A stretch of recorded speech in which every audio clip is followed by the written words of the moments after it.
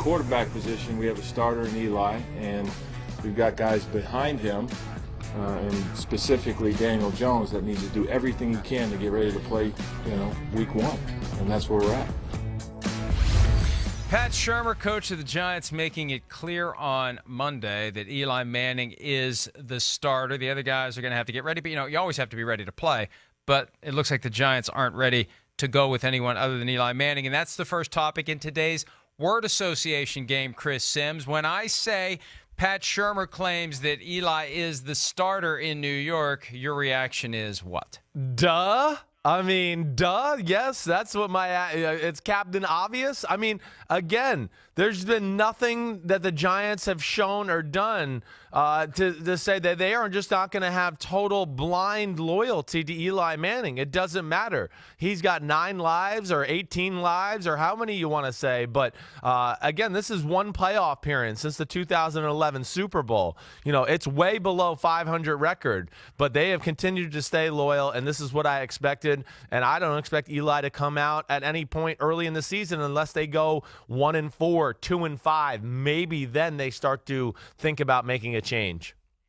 Yeah, my reaction is the Giants still have no plan. How can you use the 6th overall pick in the draft on a quarterback and not at least give him a chance to earn the job right out of the gates? This isn't the Chiefs in 2017 when Patrick Mahomes was a clear luxury pick. Daniel Jones is a need pick. They need someone better than Eli Manning. Eli Manning is not one of the top 20 quarterbacks in the NFL right now. Eli Manning is in decline. The only people that don't seem to realize it are the Giants, except when it was time to exercise the 6th overall pick in the draft, Chris. That's what is so odd to me. On one hand, they drafted Daniel Jones 6th overall. On the other hand, they are still blindly loyal.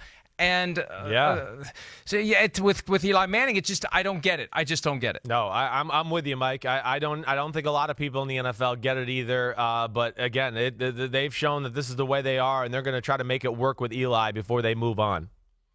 All right, there was some confusion last week. Doug Peterson, the coach of the Eagles, a little bit coy about whether or not Carson Wentz, his starting quarterback, would be ready for OTAs. Now, reportedly, Carson Wentz has no limitations from the back injury that wiped out the end of his 2018 season. He'll be ready to go for OTAs. Your reaction? Back him off. That's you like that little play on words there, because you had the back injury. I don't get it. Well, it's okay. Maybe you need to go to another lawyer school and figure that one out, okay?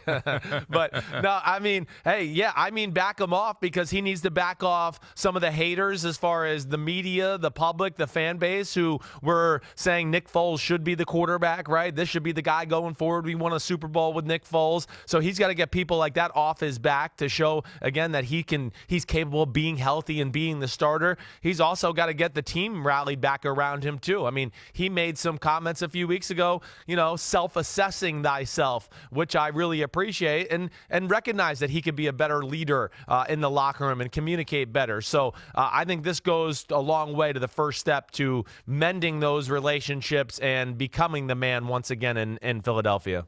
Yeah, my reaction is shoulder shrug because I don't care if he's healthy now. What I care about is he healthy when it counts? November, December, January. Will he be available to the team this year? If he plays wire to wire, he's a clear MVP candidate. He's my favorite if he's able to play for the full regular season. I just have seen nothing to cause me to believe that he can. So healthy in May, okay, fine. You're supposed to be as a quarterback. Will you be healthy when it really matters in December, or will the Eagles be finding out what they have in Nate Sudfeld or Thurston Howell III, whoever the guy is they drafted? Clayton Thorson. Yeah, Clayton Thorson. All right. How about Cliff Kingsbury?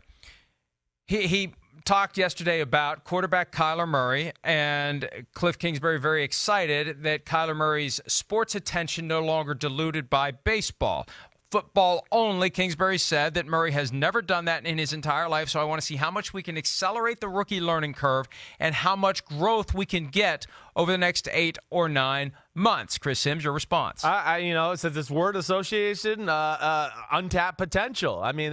Singular focus. It's the first time ever that the guy's putting all his eggs into playing quarterback, and I understand where Cliff Kingsbury's coming there. This is a guy that more times than not this time of the years start to worry about his baseball swing and mechanics for baseball and what can make him a better player that way.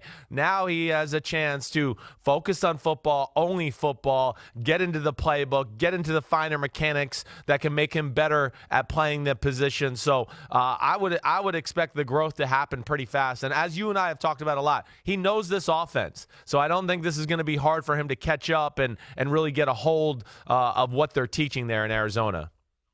Well, I'm just confused. I can't even think of a word to associate with this because it's not like he was playing baseball last fall. Right. He was only focused on football once he showed up for training camp I guess at they Oklahoma. mean the off season, right? I know, but still, he's I just look. He's a great baseball player. He's a great football player. I don't think that setting aside baseball suddenly makes you a better football player. I don't know how much better it's going to make you. I really don't. You kind of are who you are. Now, is he going to have more time at his disposal to learn NFL defenses? Yes, but that's what being an NFL quarterback is. I don't know how much more time you could devote to football anyway at the college level because of the limitations on how many hours you can be there. That's a good point.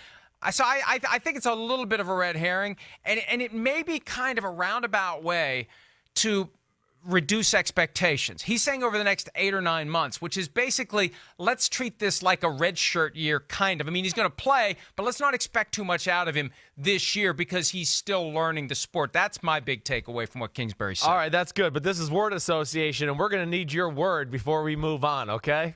What's your word? I don't know. Let me think about it and get back to you. Here, let's move on to the next one. Tom Coughlin, the Jaguars Executive VP of Football Operations, on new quarterback Nick Foles. He's out there working just like everybody else is out there working, and his presence is what's important. It's like that thing I insinuate a lot. Don't tell me, show me. Let's stop so much verbiage and let's work it. Your reaction? Oh, that Tom Coughlin, the Army general right there. I mean, he's got some West Point ties to him, and that's what Tom Coughlin is.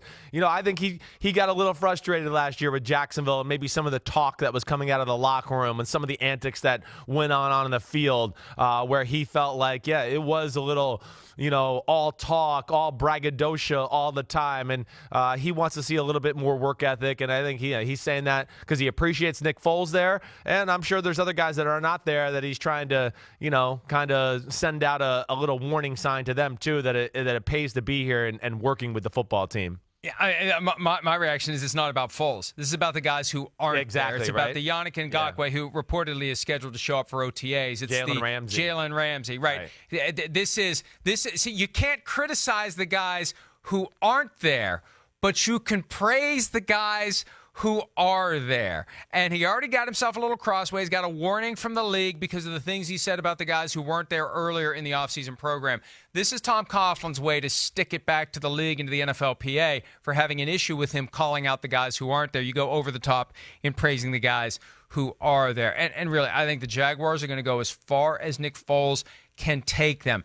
Earlier this week, Jeffrey Lurie, the owner of the Eagles, had a commencement address and praised Doug Peterson and his empathy and emotional intelligence. And I'm telling you, that's what Nick Foles is going to bring into that locker room. If he didn't already have it, he learned it from Peterson. The importance of having that individual relationship with your teammates, having everyone feel like they're part of a greater objective. They're all working together and not working for themselves. Yep. That's what the Jaguars need in their quarterback. They need someone who can bring that team together. Because if they can, Chris, there's enough talent there that if they can play like a team, if they can be on the same page, if they don't resent the quarterback who's getting kid glove treatment even though he stinks, like they did with Blake Bortles, as you believe. I don't, you know, that's I feel bad saying that, but you believe it, and I kind of believe it too. Then maybe you can galvanize the team and be more like the team that was 11-5 in 2017, not 5-11 in 2018. He's got he's got some presence about him. That's the one thing when Nick Foles, when you turn on film, man, he's a big guy. He's fearless in the pocket. He makes throws. He's got a presence when he's walking on the sidelines. He's got a presence in the locker room, and especially when you got a Super Bowl trophy and MVP to talk about too. That'll make guys look up to you even more, like you're some bright, shiny, special object. But hey, he takes pressure off the football team. It's no longer going to have to be about, oh, we got to run the ball and we got to really take care of the ball in the passing game and not make mistakes and let the defense win the game. No, they got a guy that they're going to be able to trust to make plays, handle certain situations. And as you've heard me say a lot of times, and I think you're with me here. I mean, we're both believers in Jacksonville, right? I mean, I look at Jacksonville.